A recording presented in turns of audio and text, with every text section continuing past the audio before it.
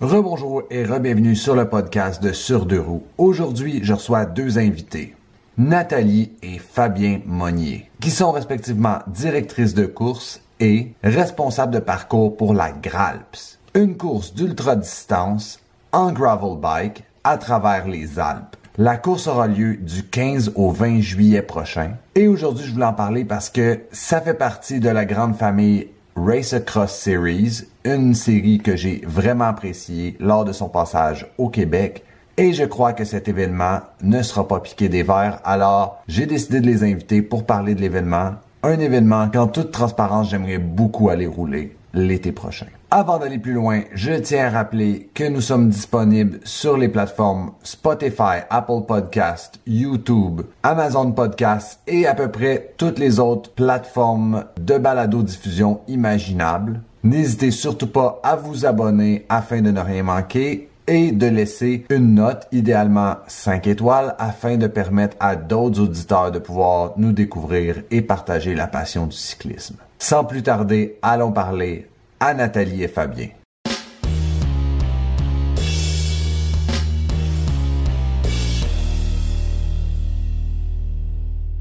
Bien le bonjour. Hello! Comment allez-vous? Ça va bien et toi? Super bien, merci. Wow, c'est la Suisse, hein? Derrière vous, le background?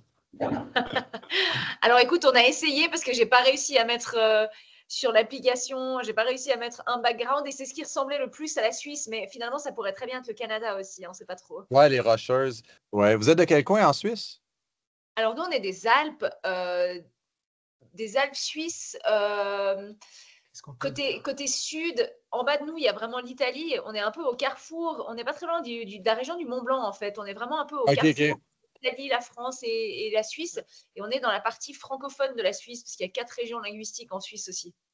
Mhm.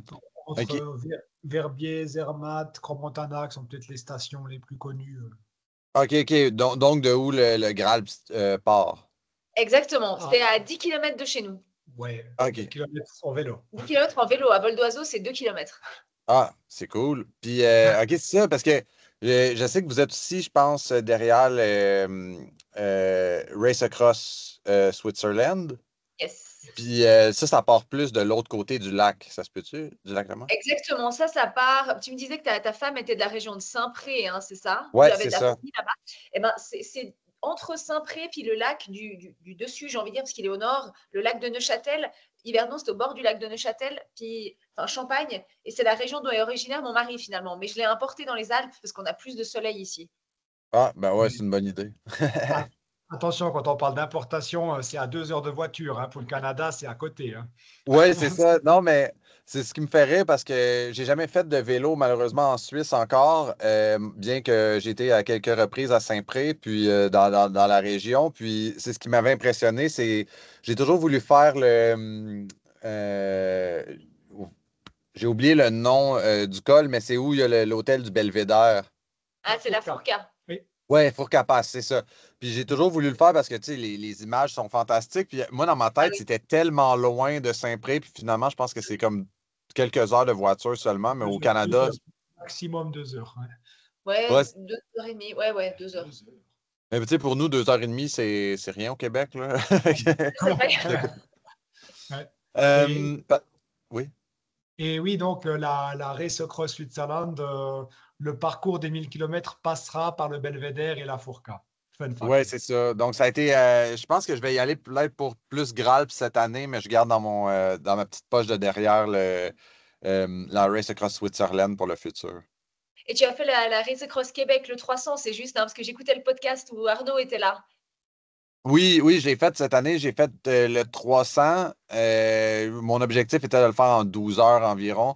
On n'avait pas beaucoup de dénivelé comparativement à votre 300, je dirais. Je pense que c'était 4600 mètres de dénivelé. Ouais, nous, on n'avait pas tellement plus. Je crois qu'on avait 5005. C'était assez roulant pour la Suisse. Hmm. Ouais, pour la Suisse. Nous, ici, je pense qu'ils ont trouvé toutes les bosses Ah oui. qu'on avait. Donc, non, c'était beaucoup de dénivelé pour le Québec, mais c'était intéressant de le faire en j'ai essayé en moins de 12 heures, finalement, c'était 12h30, mais ça a Ah, bien franchement, roulé. C'est 12 heures. ouais, c'est bien. Ouais, Ouais. c'est top. Magnifique. Euh, Peut-être qu'on peut commencer pour les gens qui ne vous connaissent pas au Québec, je pense que on peut commencer par les présentations. Ah ouais, on peut. Oui, Allons-y. vas-y. Alors, Nathalie et Fabien Monnier, on est mariés. On n'est pas frères et sœurs. On nous a déjà demandé quelquefois si on était frères et sœurs. Ouais, c'est les cheveux peut-être, je sais pas. Ouais. Euh, je vais commencer du coup par moi, puis je laisserai Fabien parce qu'on a des parcours un petit peu différents. Bon, on s'est Mhm. rencontrés en 2017 par le vélo.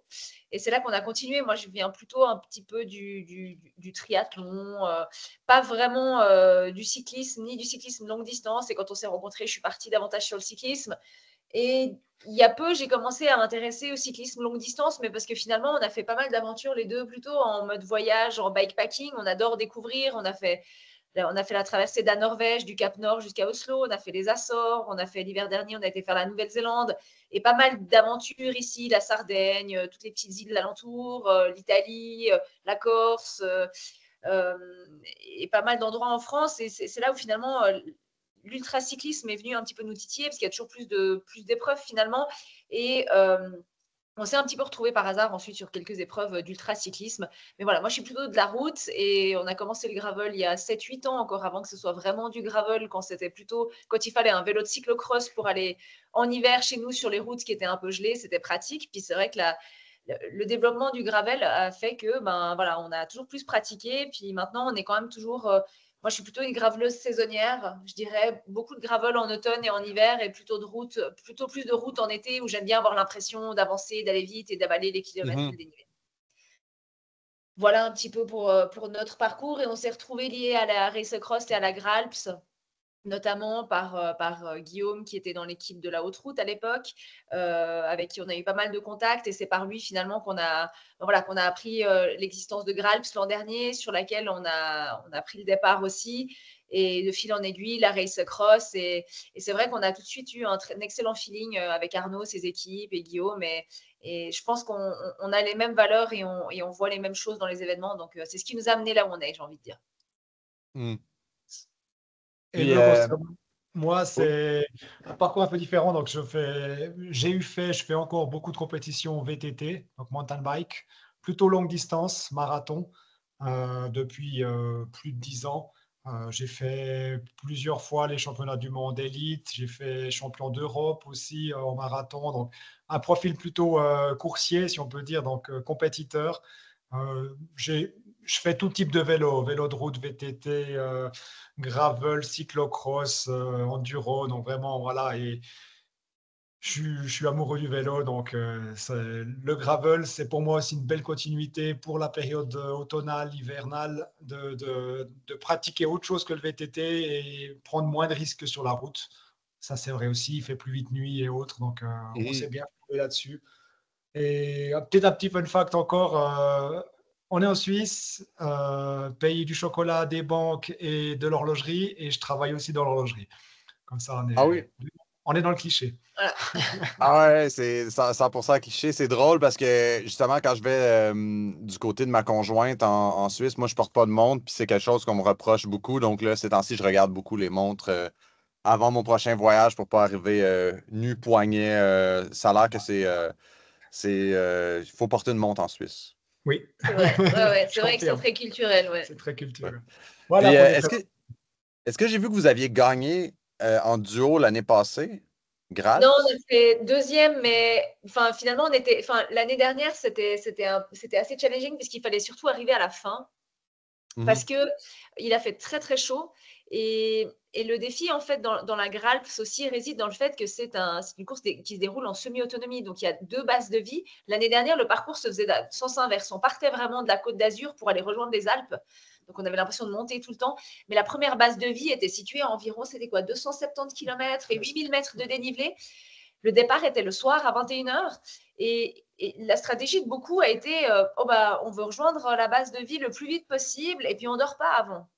Et du coup, ça voulait quasiment dire de se faire 2 nuits blanches. Il faisait très chaud, le parcours était assez accidenté. C'était du gravel alpin, comme on l'appelle chez nous. Hein. C'était pas du joli gravel tout lisse. Il y avait quand même ce défi alpin qui est quand même dans l'essence même de la Gralps, le gravel across the Alps. Et, Mhm. Et je pense, et il y en a beaucoup finalement qui ont abandonné à la base de Cuneo, pardon, ou un peu avant, parce que finalement, ils ont déjà puisé dans toutes leurs réserves. Et nous, on a été un peu les seuls, c'est aussi un peu un fun fact. Au briefing, nous, on a annoncé, bon, ben voilà, on faisait ça en duo. On a dit, bon, les gars, nous, après 30 km, donc à Grasse, la dernière grande ville, j'ai envie de dire, qu'on allait traverser, nous, on va s'arrêter dormir parce que c'était le dernier logement qu'on avait trouvé. Et on voyait qu'il y avait déjà pas mal à faire jusque-là. Et tout le monde a un petit peu rigolé de nous. On dirait, ah bah eux, ils vont dormir et tout. Puis il y en a pas mal qui ont finalement regretté parce qu'on s'est arrêté dormir. C'était pas long. Hein. Je crois qu'on a fait 3 heures. 3 heures, on a dormi 3 heures. Et après, on est reparti à 3 heures du matin, mais on a déjà mis 3 heures pour aller jusqu'à Grasse. On est reparti très tôt et on a pu se faire vraiment une bonne journée, ce qui nous a permis d'être frais, parce que surtout que le dernier col avant d'arriver à Cuneo, c'était le col de Tende, qui en soi est pas très très haut. On était à quoi, 2000 mètres 2000 mètres. 2000 mètres. Mais très exigeant, 25 km de montée, dont de longues portions entre 15 et 17% sur une ancienne route, enfin un ancien sentier militaire, enfin c'est de la haute route du sel qui a beaucoup de gros cailloux, enfin c'est du gravel très cassant. Si on n'avait pas les bons rapports, c'était compliqué, et même si on avait les bons rapports, c'était magnifique, mais c'était dur. Et là, je pense qu'il y en a beaucoup qui ont pas mal souffert. Donc tout ça pour dire qu'on finit deuxième duo, ouais, mais on n'était pas nombreux à finir en duo finalement. Okay. Le parcours était exigeant, Oui. Vraiment exigeant. Et puis ça, plus la chaleur, on a eu presque du 40 degrés dans la plaine du Pô. Oui, c'était dur. Voilà, et c'est vrai que, alors, c'est pas la Graal, c'est pas une épreuve à prendre à la légère, mais c'est pas non plus un défi insurmontable. Et c'était la première édition l'année dernière. On veut vraiment pour 2025 en faire un beau parcours. C'est clair, il y a du dénivelé, il y a des kilomètres. On peut pas arriver à la Graal avec 500 kilomètres dans les jambes et puis espérer faire un super chrono. Mais on veut aussi quelque chose à un peu plus roulant, quand même, plus roulant que ce qu'on a pu vivre l'année passée, avec un parcours qui se voudra aussi un peu plus fluide dans les changements entre la partie bitumée et la partie gravillon et autres, sans devoir toujours aller chercher le petit chemin qui nous casse le rythme. Mais tu sais, comme le dit aussi Arnaud, hein, il l'a répété encore dans le dernier podcast, c'est vrai que quand il parlait du 300 qui était accessible à tout le monde, alors je pense que le 300 de la Graal se veut accessible. Par contre, c'est sûr qu'un 800, c'est autre chose, ou même un 500. Mais tout réside dans la vitesse en fait qu'on veut donner à ce challenge-là. Encore une fois, je pense que la gestion du temps de repos, de l'alimentation et la vitesse à laquelle on veut parcourir cette distance donnée, c'est clairement déterminant. Un 800 km, moi je l'estime quasiment sur la route à un 1500 km. Équivalent. Okay. Effort ou difficulté. Il faut, voilà, on est sur du 15 km/h de moyenne grand maximum. Sur une route, sur la route, on sera du 20 de moyenne. Ça nous fait 5 km/h de différence. Ça nous fait un peu ce ratio. Je pense qu'il ne faut pas sous-estimer les 800 et quelques kilomètres. Mais on y reviendra juste après, j'imagine. Ouais, mais c'est drôle que vous disiez que vous avez dormi juste après le départ parce que dès que j'ai entendu parler de la Graal sur le podcast d'Arnaud, j'ai commencé à regarder les vidéos sur YouTube puis tout ça. Puis je regardais les gens qui s'élançaient puis qui traversaient la première nuit puis qu'après ça, qui essayaient de rejoindre Cuneo. Puis je me disais, c'était assez audacieux. Moi, j'aurais fait comme vous en vérité. Puis j'aurais peut-être, on pourra reparler de stratégie plus tard, mais j'aurais peut-être été le plus léger possible. Versus, il y avait des gens qui étaient chargés comme des mules, je crois, au départ. Puis j'aurais été le plus. C'est peut-être ma version québécoise ou ma vision québécoise des cols, mais j'aurais été le plus léger possible dans le but de pouvoir traverser puis me dire à la limite, j'aurais froid à certains moments, mais que. Ouais. Alors, nous, notre stratégie, elle était de dormir plus pour rouler plus vite. Donc, dormir longtemps pour rouler vite. C'est vraiment, on préfère avoir une bonne vitesse moyenne plutôt que d'être à 10 km/h constant sur 24 heures, mais plutôt d'être à du 15-17 km/h, mais sur 12-14 heures maximum, puis ensuite vraiment se reposer. Et mine de rien, on prend aussi plus de plaisir parce que quelque part, alors oui, on est entamé, on est fatigué, bien sûr, hein, je pense que tout le monde l'est à un certain moment. Par contre, le fait d'être relativement lucide aussi, parce qu'on a suffisamment quand même dormi pour maintenir un certain niveau d'effort, ça permet aussi finalement de rendre l'expérience plus agréable. Bien que, bien sûr, on est dans une course et on essaie de parcourir un maximum de kilomètres, mais je pense que cet état de lucidité où on trouvera plus facilement à manger parce qu'on on est encore en état de réfléchir, on trouvera plus facilement où dormir. On profitera aussi plus de ce voyage, j'ai envie de dire. Et je pense qu'en duo, pour ceux qui voudraient s'élancer en duo, qu'importe le niveau de chacun, on n'a pas forcément le même niveau entre moi et Nathalie, c'est pas un problème. Un peut être plus chargé que l'autre, ça permet de niveler. Mais de l'autre côté, je pense que le secret, c'est de toujours avoir de la nourriture avec soi. Parce que quand Ouais. on commence à avoir faim, c'est là que les problèmes arrivent, c'est là qu'un veut s'arrêter, veut continuer, et c'est là qu'on commence à se prendre la tête. Ouais, moi, je suis Ouais. un démon quand j'ai Ouais. faim. Mais Et tout le là, c'est monde, compliqué. tout le monde. Je pense que le secret, c'est de toujours avoir suffisamment de nourriture. On a mangé des trucs sur nos bagages qui étaient au soleil depuis 2 jours. On ne sait pas trop ce que c'était, mais ça nous a nourris. Je pense qu'on n'a pas, on a commencé à laisser savoir aux gens ce qu'était la GRALPS, donc le concept, puis d'où est venue l'idée, mais on s'est peut-être un peu déjà élancé sur le concept en parlant justement de la stratégie, etc. Est-ce que vous seriez capable de me dire en 1 minute ce qu'est la GRALPS? Vas-y. Alors, la GRALPS, comme son nom, comme son nom tend à l'indiquer, hein, c'est le Gravel Across the Alps. Et Mandelieu étant déjà ville partenaire avec Race Across France, ça s'est apparemment donné très naturellement. Nous, on n'était pas là à la création, mais ça s'est donné très naturellement quand Mandelieu a voulu un parcours gravel pour mettre en avant la destination. Arnaud et son équipe ont pensé à une traversée des Alpes. Donc, la GRALPS, c'est vraiment une traversée des Alpes. L'année dernière, ça a été du sud vers les Alpes et cette année, ce sera des Alpes vers la Côte d'Azur en traversant la Suisse, l'Italie, en ayant 2 bases de vie, Turin et Cuneo cette année, et l'arrivée à Mandelieu, avec 3 distances, 800 km. On y reviendra, je pense. Mais oui. Voilà, 800 km, 18 000 mètres de dénivelé, 500 km, 9 000 mètres de dénivelé approximativement depuis Turin, et le format le plus compact depuis Cuneo, 300 km et environ 6 000 mètres de dénivelé. Chaque parcours aura vraiment son lot de highlights en fait. Même le 300 est un vrai condensé et les gens qui s'élanceront sur le 300 trouveront tout autant de plaisir que ceux qui se seront entraînés et qui se décideront à s'élancer sur le 800. Notre challenge a aussi été d'utiliser, enfin Fabien le dira plus tard sur le parcours, des passages inédits pour cette nouvelle édition. Donc vraiment, gravel, alpin, donc vraiment alpin, je précise le mot, à travers les Alpes, à travers 3 pays, de la mer à la montagne, ou de la montagne à la mer, ça dépend. Cette année, c'est de la montagne à la mer. Fantastique. Puis le tracé ressemble à quoi approximativement si on veut Alors, parler des milestones, puis... si on parle du tracé, donc il n'est pas encore totalement arrêté. Forcément, il y a des autorisations, il y a des reconnaissances encore à faire. Et ça, on met un point d'honneur à faire une reconnaissance complète du parcours. On a déjà reconnu les endroits à plus de 2000 mètres parce qu'en Suisse, actuellement, il neige. Donc, on ne peut plus reconnaître les sommets. Le départ, comme on l'a dit, donc de Crans-Montana, qui est une station de ski à environ 1500 mètres d'altitude, une vraie station de ski, pour se rendre à Mandelieu, qui est une station balnéaire au bord de la Méditerranée, Côte d'Azur, à côté de qu'est-ce qu'on peut dire, Nice, Saint-Tropez, Monaco, pour les choses les plus connues. Avec la contrainte, ou plutôt l'avantage par rapport aux bases de vie, de passer par Turin et Cuneo, 2 villes italiennes qui accueillent des bases de vie à chaque fois, avec la possibilité de se doucher, de se restaurer, de recharger les batteries et autres. Donc ça implique en fait de passer 2 fois les Alpes. Donc une fois pour sortir de la Suisse vers l'Italie. Ensuite, on est dans cette plaine du Pô, de cette partie très fertile de l'Italie, très habitée aussi, la plus riche aussi d'Italie, pour ensuite repasser de l'Italie à la France, encore une fois les Alpes, pour ensuite après rentrer sur toute la partie plus bord méditerranéen. Donc 2 passages des Alpes.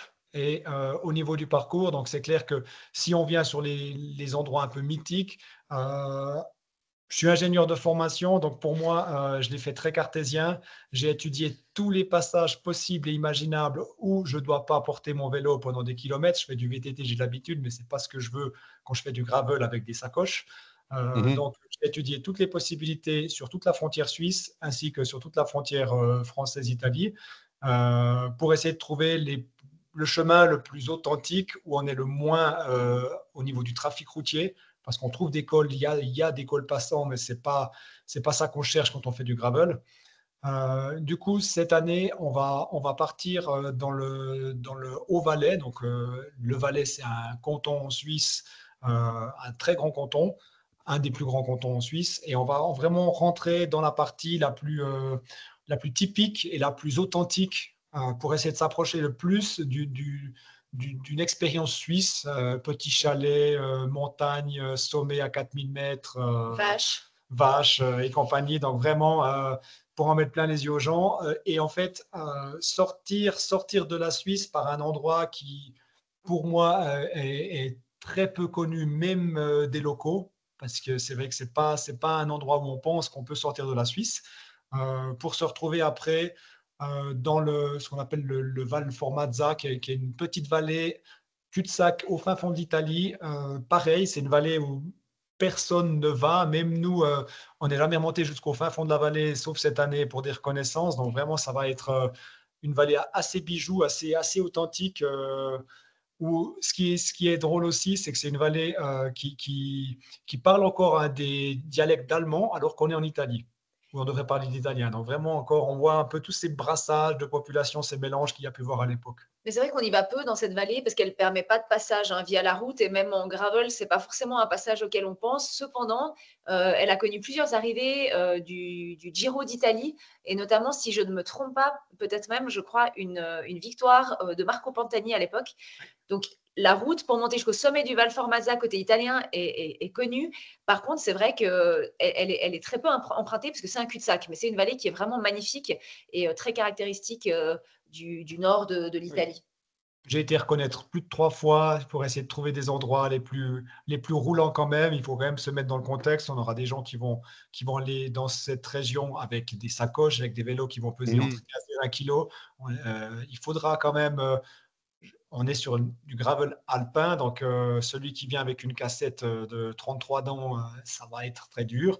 Il faut quand même prévoir des bons rapports. Je dirais, les rapports idéaux, c'est soit un double plateau ou soit vraiment des rapports un petit peu style VTT avec des grosses cassettes à l'arrière quand même. Il faut vraiment pas ménager, surtout sur 3, 4, 5 jours. Mhm. Plutôt avoir une cadence de pédalage plutôt autour des 70, 80, 90 tours minutes plutôt qu'à 50. Le parcours, en fait, ensuite, après, il va longer tout un peu le bord, si on peut appeler des Alpes, jusqu'à Turin, base de vie, pour ensuite partir dans la région d'Alba, Alba qui est connue pour ses truffes blanches, et Mhm. dans la région aussi du Barolo, le fameux vin aussi italien, qui n'a rien à envier au vin français. Alors, ceux qui voudront s'arrêter pour des arrêts gustatifs, il n'y a pas Ouais. de problème. Donc là, on sera vraiment dans la partie, on va dire, plus euh, petite colline, avec de la vigne, avec des forêts et autres. Vraiment une belle découverte à ce niveau-là. L'idée, c'est aussi de ne pas rester trop longtemps dans la fameuse plaine du Pô, qui est souvent très plate, avec des longues lignes droites entourées de champs de maïs. Qui dit champ de maïs, souvent en été, dit champ inondé avec de l'eau Pour l'irrigation. Ouais. et beaucoup de moustiques. Donc, si on peut Mhm. éviter ces régions, on va les éviter. Pour ensuite arriver à Cuneo, qui est vraiment une ancienne ville aussi très jolie au niveau du Ouais. centre, Ouais. base de vie de nouveau. Euh, et ensuite, après, rentrer en France par le col de la Lombarde, avec son final qui sera 100% gravel sur les quasiment 10 derniers kilomètres. Une magnifique découverte, très peu connue aussi des cyclistes, parce que pour faire un tour à la journée, il faut quasiment 20 heures de roulage en vélo de route. Donc, c'est des cols qui sont peu empruntés. Il n'y a pas de trafic routier. Pour redescendre en fait sur Isola 2000, Isola 2000 a accueilli une étape du Tour de France en 2024, pour ceux qui, Mhm. qui suivent le Tour de France. Et ensuite, on va vraiment se balader dans le Mercantour, qui est un des grands parcs régionaux en France, les Alpes du Sud, en fait, comme on les appelle, et finir par la région Côte d'Azur. Donc vraiment, on va passer d'un environnement très alpin au niveau météo et température, et aussi riche en eau, riche en sapins, en espaces verts, à des paysages un peu plus plaines, avec pas mal aussi de forêts où on a plus aussi des chênes et autres, voilà. Et après, plutôt plat. Revenir après, déjà dans le col de la Lombarde, on est plutôt dans quelque chose Alpes du Sud, donc ça commence à sentir bon le sud, c'est cette senteur particulière au niveau aussi de la végétation et autres. Et vraiment dans le Mercantour, là, on sera pleinement dans le bassin méditerranéen, avec vraiment aussi plus de chaleur, je pense aussi. Oui, mais ça reste encore un relief relativement accidenté. Je pense qu'il ne faut pas sous-estimer, même si on a cette fausse impression, je pense, de descendre vers la mer. La fin reste encore assez accidentée, hein. C'est ce qu'on a aussi constaté l'année dernière quand on est parti de Mandelieu. Elle n'est pas à sous-estimer, bien qu'effectivement on est moins haut que dans les Alpes. Non, on l'a dit, hein, dans les parcours, le parcours de Cuneo, 300 km, 6500 mètres de dénivelé. Les parcours ne se. Alors, dans la majeure partie se regroupent. Donc, ça veut dire que celui du 300 a une chance de voir son copain du 500 ou du 800. Il y a des Mhm. petites exceptions pour aussi respecter le dénivelé, pas faire quelque chose de trop exigeant non plus. Surtout principalement pour le parcours 500 et 800. Donc, mais le final est identique pour tout le monde. Puis, dans le fond, j'avais une question. Ouais, on disait que ça se recoupait. C'est un super pont vers ma prochaine question. C'est quoi le déroulement pour les athlètes? Parce que je sais que l'année passée, ça partait de soir de Oui. Mandelieu. Est-ce que c'est encore toutes les départs qui se font de soir? Alors, on n'est pas encore. On pense en tout cas que le départ du 800 se fera le soir, effectivement, Mhm. le mardi soir, donc, avec un accueil dans l'après-midi des participants, un bike check, ensuite le briefing, une pasta party, et ensuite tout le monde démarre. L'année dernière, c'était 21h. Peut-être que ce sera 20h. Il faut qu'on Oui. réfléchisse encore un petit peu à ça. Et l'idée, en fait, c'est qu'ensuite, progressivement, les gens se retrouvent aussi sur les différents parcours. Donc, on n'en est pas encore à ce stade-là de la planification, j'ai envie de dire. Il faut qu'on réfléchisse aussi, parce que tout le challenge aussi réside dans le fait de rendre cette expérience chouette. Si celui du 300 va s'élancer à un moment où finalement toute la partie très alpine par le col de la Lombarde, il le fait au milieu de la nuit et il n'en profite pas du tout, c'est aussi un peu dommage. Donc il faut on va, je pense, adapter les heures de départ aussi en fonction de la validation définitive des parcours. Et une fois qu'on aura aussi pu faire les recos, parce que c'est vrai que surtout en gravel, c'est moins facile d'estimer le temps qu'on mettra pour faire 1 km et 500 mètres de dénivelé versus sur la route où il y a assez peu de surprises. En gravel, selon comment ça peut. Donc là, il va falloir encore qu'on réfléchisse. J'ai pas encore de réponse exacte j'ai envie de dire, pour les départs de Turin et de Cuneo actuellement. Nathalie a juste soulevé un point intéressant au niveau des parcours, de pouvoir profiter des parcours aussi. Alors, il y aura des moments dans la nuit, c'est clair, mais le parcours, moi, je l'ai vraiment aussi conçu. Nathalie, elle m'a aussi aidé à ce niveau-là. Un parcours que j'aurais envie forcément de faire, et qui prend aussi pas en compte que la difficulté ou juste de tracer un départ, des lieux d'étape et autres, mais aussi de prendre en compte l'aspect touristique, si on peut dire.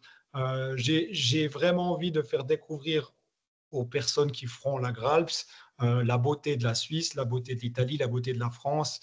Le long du parcours, c'est clair, on ne va pas aller à Paris, hein, mais vraiment essayer de retranscrire, passer par des jolis coins. Si le parcours doit faire une petite déviation de 5 km pour passer dans un magnifique village typique de la région qui sont dans Mhm. le sud et autres, on le fera. C'est vraiment pas pour moi un problème, et c'est vraiment ce que j'ai envie, c'est que les gens aient autant du plaisir dans l'effort, mais aussi du plaisir dans les yeux, quoi. Vraiment que les gens se régalent, se disent waouh, c'était magnifique. Ouais, c'est le wow effect qu'on recherche. Vraiment. Ouais, ben c'est une des plus belles, un des plus beaux endroits au monde, je crois, les Alpes. Donc, effectivement, aussi bien en profiter puis avoir un beau paysage et non juste souffrir pendant qu'on est là. C'est ça. Puis Si à on... qui ça s'adresse comme événement? Parce qu'on l'a dit, tu sais, je pense que le 800 équivaut à vrai un 1500 sur route, normalement. C'est du costaud. Ouais, alors je pense qu'il y a différents publics, surtout cette année, maintenant qu'on a 3 distances. Alors effectivement, je pense que le 800 s'adresse quand même déjà à un graveleur, à un cycliste chevronné qui est déjà initié à la longue distance. Euh, Surtout que 800 km en gravel, ça va être long, hein. L'année dernière, les premiers sont arrivés dans la nuit de vendredi à samedi. Donc, c'est quand même relativement long. Ça ne se fait pas aussi vite, hein, que sur la route. C'est 5 jours maximum, 800 km. C'est du 150 km en gros par jour. Et il faut être capable, avec quand même plusieurs milliers de mètres de dénivelé, il faut être capable d'enchaîner ce genre d'effort. Voilà, surtout Mhm. sachant que nous, c'était notre première longue distance en course en gravel. Et moi, j'étais prête à, j'étais prête à souffrir, on va dire, parce que je sais que le gravel sera beaucoup plus cassant que la route, hein. Donc, c'est vrai qu'à la fin de la journée, on n'a pas que mal aux jambes. On va avoir un peu mal au bras, mal au Mhm. dos. C'est plus d'inconfort finalement. Donc, vraiment, quand même, un public qui a déjà qui a une certaine affinité pour le gravel, hein, parce que l'objectif de la Gralp, c'est vraiment de maximiser les portions gravel. Euh, Tout en étant quand même un peu réel, hein. Si c'est un chemin, je ne sais pas les spécifications que vous avez chez vous, mais si on est sur un chemin, on va dire qui est jugé VTT et puis qu'il y a des cailloux de partout et autres et des sauts, non, c'est pas du gravel pour moi. Mais de l'autre côté, le chemin au bord d'un canal, tout bien lisse, avec du tout beau gravillon, il n'y aura pas que ça, il y aura aussi quand même du gravel alpin. C'est-à-dire, voilà, il peut y avoir des montées quand même, on a du 10, 12, 14% par moment. Il ne faut pas s'attendre à du 3% de moyenne, quoi. Mhm. voilà. Donc vraiment, ça s'adresse quand même à un public assez large, je pense. C'est clair que celui qui a jamais fait de gravel, il faut qu'il envisage le 300 ou le 500. Le 800, il faut quand même une expérience gravel ou une expérience mountain bike et quand même être capable d'enchaîner plusieurs jours euh, en tout cas pour le 800. Voilà. Vraiment, le 300 se veut nettement plus accessible. Absolument. Il y Mhm. aura ce highlight qui sera le col de la Lombarde, qui sera le plus long col. C'est une longue ascension qui est exigeante, hein, quand même. Il y a des pourcentages qui sont sur la route qui On est sont à bien assez. plus que 2000 mètres quand Ouais. même. Il faut aussi prendre compte que l'effort est plus dur quand on est en altitude, hein, l'effet de l'altitude. Mhm. Si on parle en watts, il n'aura pas la même puissance dans la plaine du Pô à 200-300 mètres d'altitude qu'à 2300 mètres d'altitude en haut du col. Donc ça, c'est aussi un point à prendre en compte, surtout pour les personnes qui peuvent venir de votre région, qui sont peut-être pas autant habituées à l'altitude. C'est délicat à gérer. Il ne Ouais, faut pas ouais. mais pas partir trop fort. Pour ceux qui sont équipés de capteurs puissance et autres, pas s'exciter si les watts ne sont pas là, surtout après 3 jours sans sommeil, c'est normal. Puis, dans le fond, l'autre question que j'avais, c'est, tantôt on a parlé du concept en semi-autonomie. Je crois qu'il y a des règlements qui sont assez particuliers à tous les événements race across ou gravel across. Est-ce qu'on peut parler de c'est quoi les règlements autour de la semi-autonomie? Alors, dans la semi-autonomie, l'idée est de permettre finalement à chaque participant de ne pas partir complètement à l'arrache et de ne pas partir seul face à l'aventure. Et ça, je pense que dans l'organisation qui est derrière ça, de la Race Across, on a vraiment les équipes les plus performantes et qui ont le meilleur savoir-faire derrière ces épreuves d'ultra-distance, notamment en termes de gestion de sommeil, où il y a des règles très précises, hein. On est vraiment suivi en temps réel. Le PGO va valider, suivre les parcours de tout le monde en temps réel. Donc, si on se perd au milieu de la nuit quelque part, on peut appeler le PGO, on sera secouru. Même le PGO nous appelle Le pour dire PGO nous appelle. attention, vous êtes en train de dévier de la Mhm. trace. Voilà. Mais effectivement, ensuite, la semi-autonomie, le principe est d'avoir là, notamment sur le parcours de 800, on a 2 bases de vie qui sont celles de Turin et de Cuneo, où on a tout le staff qui est présent. Donc, on a pas mal de choses, hein, sur place. On a la possibilité de charger ses téléphones, on a de la petite réparation mécanique, on a surtout à manger, on a des douches, on a un endroit où dormir. Et le plus important, pour nous, ça a toujours été, on a vraiment l'équipe de la Gralps qui est là. Ils sont aux petits soins pour nous. Tout le monde nous attend. On a l'impression d'arriver à la maison en famille. C'est vraiment un super moment et on l'attend ensuite. C'est vraiment un objectif intermédiaire de course, c'est la base de vie. Et ça, je trouve que ça change vraiment la donne. Et c'est un endroit aussi où on peut laisser son drop bag. Donc, c'est-à-dire qu'au départ, on peut remettre son drop bag avec des affaires peut-être que, je ne sais pas, ce ne serait pas de bol, mais peut-être que le premier jour, il va pleuvoir au départ, donc on aura ses affaires de pluie, et qu'on sait que sur la deuxième partie du parcours, la météo devrait être meilleure, donc on aura du change dans son sac, on aura potentiellement encore des barres ou de la nourriture ou de la poudre, parce qu'on a envie de nos propres choses. Les bases de vie sont vraiment des endroits où on peut aussi avoir nos proches qui sont là pour nous soutenir. Enfin, c'est vraiment une bulle hors du temps dans la course, en fait, où chacun peut prendre le temps de se reposer, de juste manger quelque chose ou même de dormir. Oui. Ça permet finalement d'avoir beaucoup de stratégies différentes. Nous, on aime bien dormir dans un lit et prendre une douche et être tranquille pendant pas longtemps, mais 4-5 heures, et le lendemain, on repart à fond. Par contre, il y a des gens, ils misent leur stratégie sur les bases de vie. Donc, c'est-à-dire qu'ils vont vouloir que dormir sur les bases de vie. Il y a cette possibilité-là. Et ça permet finalement d'avoir des stratégies très, très diverses. Et ça rend la course aussi très intéressante, ce qui permet à ceux qui veulent faire la course d'être vraiment en mode uniquement base de vie, et à d'autres finalement de profiter différemment du parcours. Et en parlant de ces bases de vie, si je prends notre exemple, l'année passée, nous, c'est vrai qu'on avait des habits de rechange, que ce soit un cuissard et autres aussi pour pouvoir se rechanger. On avait dans nos sacs laissés sur place, on avait aussi un peu de matériel mécanique. Genre, on avait mis un pneu de rechange, des chambres à air, des plaquettes de frein, toutes ces choses que on se dit, tiens, ça va jamais être utile, mais c'est quand même bien de les avoir. Mais en même temps, comme tu disais avant, de les porter avec soi, bof. On avait aussi 5 jours, la météo peut vite changer. Les 3 premiers jours, ils annonçaient grand soleil, chaud. On n'a pas pris nos affaires de pluie avec. Par contre, on avait mis dans un sac, on avait mis des affaires de pluie parce que peut-être que le 4e et 5e jour, la météo aurait changé. Donc, on avait de quoi s'équiper, mais au moins, on n'est pas parti avec dès le départ. Donc, ça permet un petit peu aussi de se positionner et puis d'être un peu plus light dans le package. Et vraiment, pour moi, c'est un plus. Et d'avoir quand même aussi ces personnes du PGO qui nous surveillent, mais dans le bon sens du terme, qui sont bienveillants, un peu ces anges gardiens. On sait qu'on n'est jamais seul. On a eu un jour, il y a eu un gros orage pendant la nuit. Le parcours était impraticable sur un tronçon. On a reçu un WhatsApp de l'organisation, dire attention, ce passage-là, évitez le secteur, faites un détour. Donc ça, c'est vrai que c'est cool. Ça ne nous met pas dans des situations inconfortables trop longtemps, on va dire. On sort de sa zone de confort quand on s'inscrit à la Graal, ça c'est clair quand même. Ouais, ben, je trouve ça intéressant parce que j'ai fait un événement de gravel comme ça, d'ultra-distance dans le passé, puis c'était en totale autonomie. Donc, c'était beaucoup plus. Je suis un peu comme vous. Moi, je préfère dormir dans un lit pendant quelques temps. Je trouve ça plus réparateur que de dormir dans un dortoir sur un lit de camp. Chacun ses choix. Ça s'est pas très bien traduit pour moi côté résultat cette fois-là. Je pense que j'ai un peu trop pris le confort.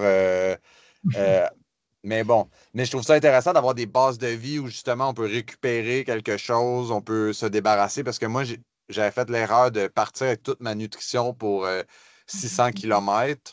Ouais. Puis c'est ça, c'est longtemps, c'est lourd de la nutrition, donc c'est ça, je vais avoir une meilleure stratégie, mais je trouve ça vraiment intéressant de savoir qu'à certains endroits, de façon stratégique, je peux refaire le plein, puis... Ouais. On parle de nourriture aussi, on est quand même dans les Alpes, donc on a quand même très souvent accès à de l'eau potable, l'eau de source qui coule. Il faut faire attention à certains endroits. C'est clair que si on a un troupeau de vaches en dessus du point d'eau, on fait attention. Mais il y a aussi quand même beaucoup de points. Ça, c'est aussi un point que j'ai essayé de prendre en compte dans le parcours. C'est quand même pas passer que par des petits villages où on ne trouve pas de possibilité d'hébergement pour les personnes comme nous qui aimerions aussi dormir dans un endroit un peu au chaud, pouvoir prendre une douche. On ne va pas passer dans toutes les villes, hein, ça c'est clair, mais on passe des fois pas trop loin, ça permet de vite faire un petit détour. Aussi, on a aussi essayé de prendre en compte aussi l'aspect nutrition, celui qui veut plutôt s'arrêter dans un petit shop pour acheter son sandwich du midi ou autre. Il y a des possibilités, on n'est pas perdu dans la nature en permanence. Par contre, c'est vrai que ça reste les Alpes, hein, donc il y a certains endroits où il n'y a rien. Et c'est vrai que moi, ce que j'aime bien donner comme petit conseil et que j'applique personnellement, qu'on applique quand on fait ce genre de course, c'est en amont.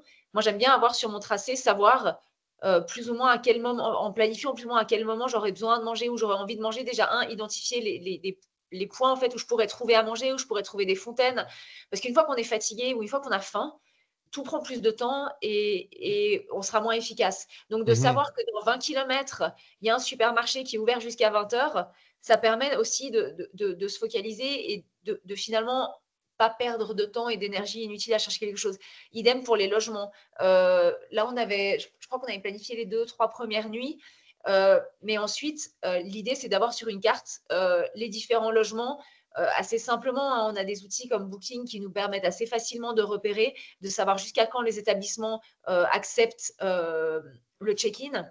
Oui. Parce qu'on ne passe pas vraiment dans des villes, donc des établissements où on a des check-in 24 heures sur 24, il y en a très peu. Donc là aussi, il faut un petit peu anticiper et au moins savoir quels sont les plans qu'on a. Parce que je trouve que d'avoir dans la tête ce qu'on a potentiellement comme plan, enfin de savoir qu'on a des plans, ça permet d'être aussi beaucoup plus serein en plus de ce concept en semi-autonomie. On parlait des Mhm. prérequis. Le physique, on est un, c'est clair. Le mental, au bout d'un moment, il prendra le dessus, surtout sur des longues distances comme ça. Et d'être bien préparé, ça permet aussi de garder un mental focus sur la difficulté et puis pas commencer de se dire mais mince, j'ai plus d'eau, j'ai plus à manger, il est 4 heures du matin, la prochaine boulangerie ouvre à 6 heures. On va aussi passer à côté de très bonnes boulangeries françaises. Faudra pas les oublier. Ouais. Mais c'est drôle parce que ça, c'est 100% vrai. Tu sais. Je pense aussi que ça fait partie de mieux profiter du paysage, c'est d'être bien préparé en avance, puis de savoir à peu près où on s'en va, dans combien de temps la prochaine pause. Puis je trouve que ça fait aussi partie du plaisir de bien planifier puis de découvrir la région, de bien planifier. Moi, personnellement, je pense que je prends autant de plaisir à planifier en amont que, tu sais, présentement, je caresse l'idée de m'inscrire à la grade, puis c'est l'année prochaine. J'ai encore un peu de négociation à faire d'un point de vue familial, mais j'ai déjà trouvé le tracé de l'année passée, puis là, je regarde, puis là, je me dis, OK, basé sur les. Tu sais, j'ai déjà commencé, dans le fond, la planification mentale, donc je trouve qu'il y a un certain plaisir à la planification. Ouais. Alors, le parcours de l'année passée, je crois qu'on ne partage pas un mètre. Oh Ouais. non? Je précise. Bon, Ça, je vais arrêter de non, m'emballer dans ce cas-là. non, vraiment, là, j'ai vraiment essayé aussi de D'innover. ne pas repasser pour les gens qui se réinscrivent pour la deuxième fois, qui se disent pas, mais mince, ça, j'ai déjà vu. Il y a vraiment de la nouveauté. Et si on fait une troisième édition, quatrième, cinquième, il y aura toujours de la nouveauté parce que les possibilités sont quand même multiples. Et Mais Ah. sur le site, on trouve déjà le dessin du parcours qui permet quand même, si on met une carte à côté avec le dessin du parcours, ça permet quand même déjà de pas trop mal comprendre par où on passe. Il y a des points qui sont inévitables. oui. J'y rajouterais juste une chose par rapport aussi à la Race Across, c'est le fait, ben, surtout pour vous, je pense que vous allez venir en avion, j'imagine, c'est quand même le plus Oui, simple. Euh, À la euh, nage, ça paraît un peu long. voilà, ouais, nous l'année passée, on s'est aussi rendu au lieu de départ en avion. On est arrivé, départ à 21h, on est arrivé à 17h sur place, le temps de monter des vélos. C'était un peu sport, mais C'était un peu. ça a très bien fonctionné. Donc, alors beaucoup sont arrivés le matin même, se sont reposés dans des chambres, au camping et autres. C'est une bonne option pour ceux qui veulent passer la nuit dehors. Nous, comme on savait qu'on passait pas la nuit, ça nous dérangeait un peu moins.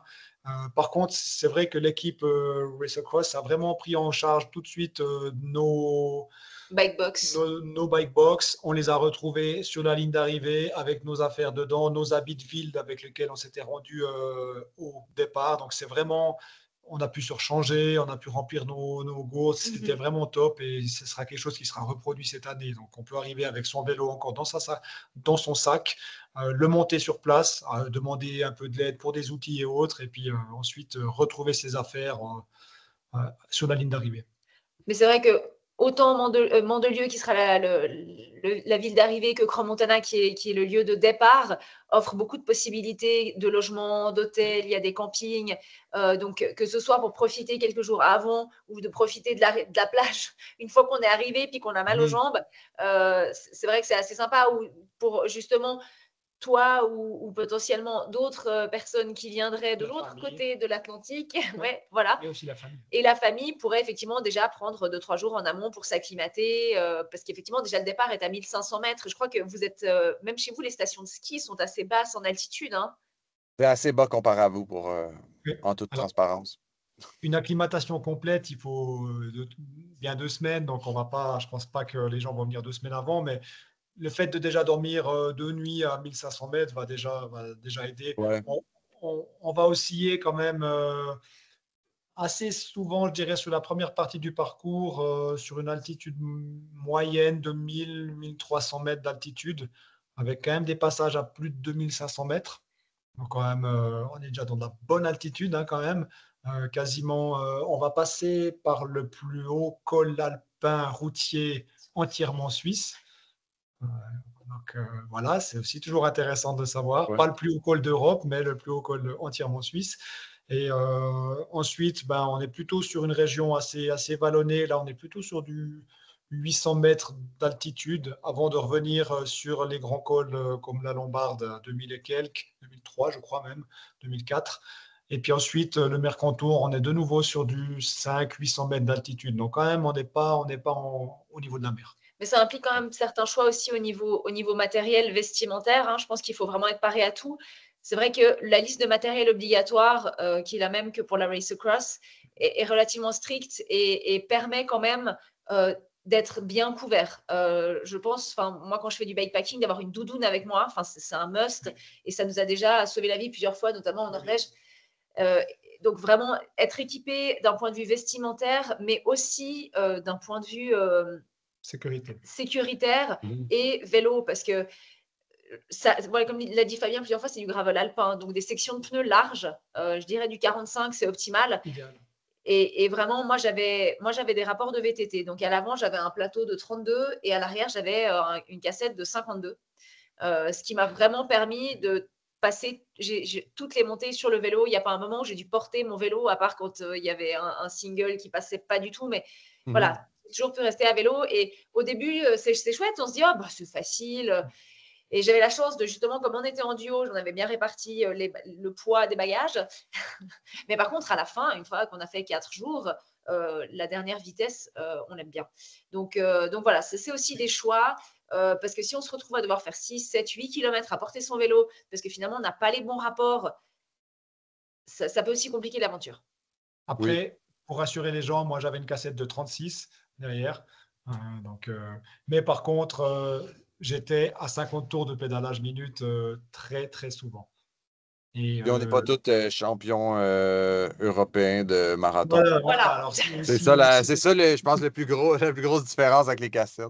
Ceux qui sont capables de tenir plus de 5 watts au kilo sur 20 minutes, pas de souci avec que la vérité, 35. La vérité se situe quelque part entre lui et moi, j'ai envie de dire. 44 dents à l'arrière avec du 30.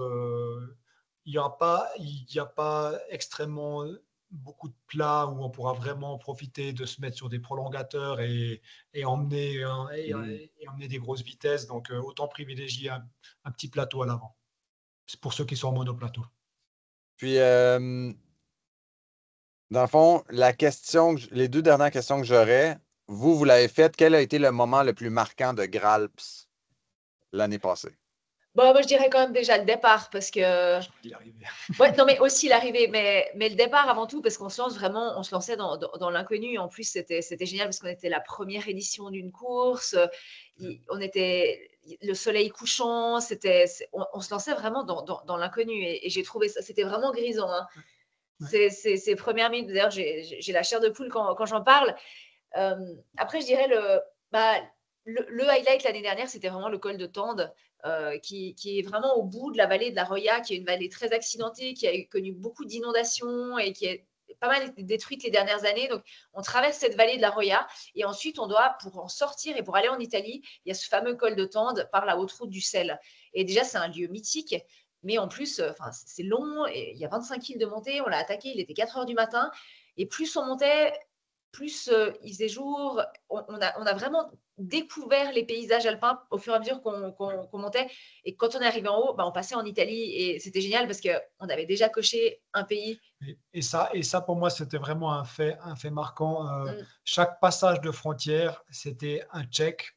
On l'a fait, ça c'est fait, c'est derrière, la France est derrière, l'Italie est derrière, on est en Suisse, et là ça sera l'inverse cette année. Mais c'est vraiment des moments assez forts parce que l'année passée ou cette année, les passages de frontières seront sur des sommets alpins. Ça sera des sommets de col, donc on est déjà au bout de l'effort. Ça redescend derrière. 2, on passe une frontière. Alors, il n'y a pas des gardes, c'est clair. On est au milieu au milieu de la nature. Mais c'est la Guadeloupe, on traverse 3 pays, on a déjà passé un pays, on a passé 2 pays, on est dans le dernier pays. Pour moi, c'est vraiment les points forts, c'était vraiment ces passages de frontières également. Oui, quand on était au dernier col aussi, le col du Grand Saint-Bernard, on allait basculer en Suisse l'année dernière, à savoir que c'était nous qui avions tracé la partie suisse déjà. Et donc, du coup, on était à la maison, il restait 100... Mais 4500 mètres de dénivelé, donc ouais. Mais on savait à quoi s'attendre et enfin, c'est génial, on se dit, on a coché l'Italie, on a coché la France, Italie, on est à la maison et ça, c'était génial. Puis après, il y a eu l'arrivée quand même parce qu'on a pas mal de copains qui sont venus aussi nous encourager sur les derniers bouts, faire des bouts avec nous. Et à l'arrivée, il y avait tout le staff, il y avait Arnaud qui était là. Et petit clin d'œil, c'est que Crans-Montana, c'est la ville où j'ai grandi, c'est ma ville natale. Et du coup, c'était génial finalement de rallier Mandelieu, qui est jumelé avec Crans-Montana. J'avais été quand j'étais gamine en vacances à Mandelieu avec l'école, en camp d'école. Et là, c'était génial de dire, je l'ai fait à vélo. Puis on est arrivé ensemble, c'était beaucoup d'émotions. Puis en même temps, on ne réalise pas qu'on est arrivé. Enfin, je trouve que c'est vraiment des moments charnières. Et après, j'ajouterais encore ces passages dans les bases de vie qui sont vraiment des moments où on refait le plein d'énergie. C'est comme quand on est dans un jeu vidéo, qu'on arrive à attraper les bonus et puis on repart avec quelques watts de plus pendant quelques temps parce qu'on nous a boosté. Et voilà, c'était vraiment un peu les highlights de cette année. Et autre fun fact, avant l'arrivée, on est passé devant notre maison. Mais vraiment devant. Il nous restait, je pense, 45 minutes, 1 heure de course. On ne s'est pas arrêté. On ne s'est pas arrêté, il fallait pas s'arrêter. On a nos voisins qui nous dessinent, qui nous attendaient, qui voulaient nous encourager. Puis on a dit, mais il ne faut pas qu'on s'arrête parce que sinon… Ouais, surtout à l'arrivée comme ça, après 800 km, c'est… 5 jours, oui, ouais. C'est clair. Ouais. Donc, puis, vraiment, les highlights, on en a beaucoup, mais vraiment, je pense vraiment les passages de frontières, le départ et les bases de vie, c'est vraiment… Et finalement, si en guise de conclusion, pourquoi vous recommandez de participer, si, mettons, tant aux gens au Québec ou, par exemple, à travers la francophonie qui vont nous écouter? Parce que je pense que même si on connaît les régions, je le recommanderais même à mon voisin, en fait. Même si on connaît les Alpes, si on connaît les régions, ce sera un véritable voyage. Je pense que ça, c'est l'avantage des Alpes, c'est qu'on s'en lasse jamais, puis qu'on peut toujours voyager. Donc, la découverte des Alpes, la découverte de paysages magnifiques, nous, notre spécialité, c'est vraiment de faire des parcours qui soient inédits. On adore aussi au quotidien faire de beaux parcours, vivre des aventures et on aimerait vraiment, au travers de cette épreuve, transmettre notre passion et puis transmettre toute l'énergie et toutes les valeurs positives qu'on a mis là-dedans aux participants. Donc vraiment, c'est un super challenge, quelle que soit la distance, et ça permettra de vivre un voyage extraordinaire. Et nous, vraiment, la Graal, c'est aussi le highlight de notre saison 2024. Pourtant, on a fait plein de choses et je pense que c'est celle qui a le plus mixé finalement émotion et effort. Et découverte. Ouais. Et vraiment, on a vraiment essayé comme je disais avant, de préparer un parcours qu'on aurait nous-mêmes amoureux de la nature, des beaux paysages, du beau gravel, envie de rouler. On est même presque jaloux des concurrents qui vont se lancer de ne pas pouvoir faire le parcours. On ira avant. Je pense que moi, je serai sûrement sur le parcours certains bouts avec mon gravel ou mon VTT pour pouvoir faire des petits bouts avec les concurrents. Mais je pense vraiment, pour les gens qui habitent en Europe, ça va être une découverte de certaines régions qui, à mon avis, ne connaissent pas bien ou pas. Et pour les gens outre-Atlantique, ça va vraiment être une occasion quasiment unique de pouvoir visiter 3 pays, 3 régions linguistiques également, tout en ayant une assistance, un support et d'en avoir plein les yeux et de pouvoir rentrer après à la maison et dire waouh, j'ai vu ça, on est passé là. Oui, je pense vraiment que ça va être une magnifique découverte et des souvenirs plein les yeux. Je conseillerais aux gens de ne pas faire tout de nuit parce que c'est dommage de passer à côté des magnifiques endroits et vraiment de profiter vraiment de chaque instant. Et des rencontres aussi, je pense. On a fait pas mal de jolies rencontres aussi cette année, des gens avec qui on a gardé contact aussi. Et ça, je pense que ça fait partie de l'aventure aussi, parce que quand on est un peu en mode survie, comme ça, en aventure, on fait beaucoup de jolies rencontres, on se livre facilement, on parle de beaucoup de choses. Et je trouve que c'est des rencontres qui marquent beaucoup, même si souvent elles sont pas très longues, mais d'échanger quelques mots avec certains participants, c'est aussi des jolis moments qui font partie des souvenirs qu'on ramène. C'est pour ça aussi que le départ, je l'ai prévu sur un profil un peu montant. Les premiers kilomètres seront montants pour que les gens aussi puissent s'échanger, discuter entre eux. On ne va pas monter 1000 mètres de dénivelé, hein, on monte 200 mètres de dénivelé, mais on pourrait descendre dans la plaine directement. Mais je voulais vraiment que les gens puissent aussi profiter de faire connaissance parce qu'ils vont quand même se côtoyer plus ou moins pendant 5 jours, 4 jours. Donc ça permettra sur le vélo de pouvoir échanger un petit peu et puis de faire connaissance entre les concurrents également. Ben, c'est super. Je pense que ça conclut très bien l'épisode du podcast. Puis je vous remercie beaucoup pour votre temps. J'espère qu'on va pouvoir se croiser à la ligne de départ l'année prochaine. J'ai encore un peu de négociation à faire, mais je pense que ça devrait pouvoir s'arranger. N'hésite pas si on peut t'aider à faire aboutir la négociation. Sans faute. Et puis vraiment, n'hésitez pas à aller sur le site de la Graal. Il y a beaucoup d'infos. Aussi à suivre les pages Instagram, Facebook et autres de la Graal. Il y aura de plus en plus d'infos, d'informations, de photos, de petits tips. Donc vraiment, ça va crescendo au niveau. C'est clair que plus on avance, plus aussi on a les autorisations qui tombent sur certaines portions du parcours. On va pouvoir dévoiler certaines choses et puis aller de l'avant. Fantastique. Merci beaucoup pour cette invitation. En tout cas, c'était une chouette opportunité de présenter notre projet et de te faire voyager déjà un petit peu en avance. Ben oui, tout le plaisir était pour moi. Merci beaucoup. Merci. À bientôt, j'espère. Au revoir. Salut.